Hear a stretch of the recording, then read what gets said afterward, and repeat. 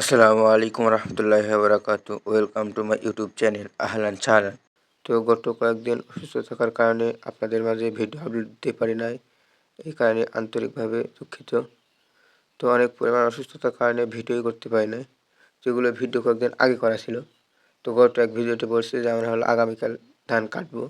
তো তারপরে ধান কাটছিলাম, কিন্তু ওই ধান কাটার পর থেকে অসুস্থ এত পরিমাণ যে ভিডিও আপলোড দিব বা ভিডিওতে ভয়েস অ্যাড করবো এরকম শক্তি ছিল না।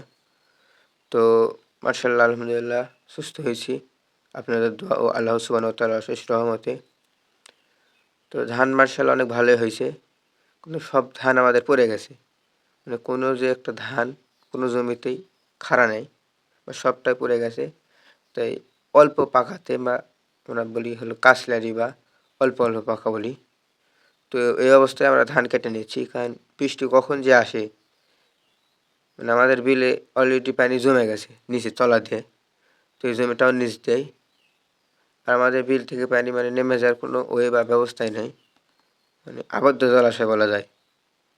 তো এত পরিমাণ বৃষ্টি হয়েছে অলরেডি, আর সব ভিয়ে পানি উঠে গেছে প্রায়, যেগুলো নিচু জমি। তো এই কারণে আমরা হলো মানে অল্প কাঁচাতেই ধান অল্প পাকাতেই কেটে নিচ্ছি, কারণ কখন যে বৃষ্টি একটু জুড়ে আসে আমাদের জমিতে ওঠে।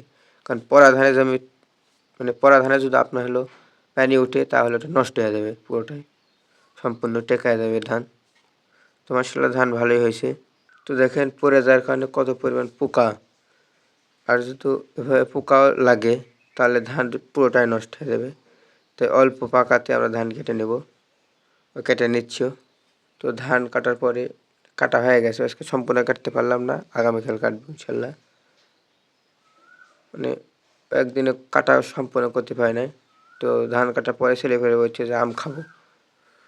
তো আমি উপরে উঠে এসে আম খাচ্ছি। তো এই বাগানটা আমাদের মাশাআল্লাহ অনেক সুন্দর আমও হয়েছে, মানে গতবার থেকে এবার একটু আম কম ধরছে। তো এই আমটা হলো ফজলি আম।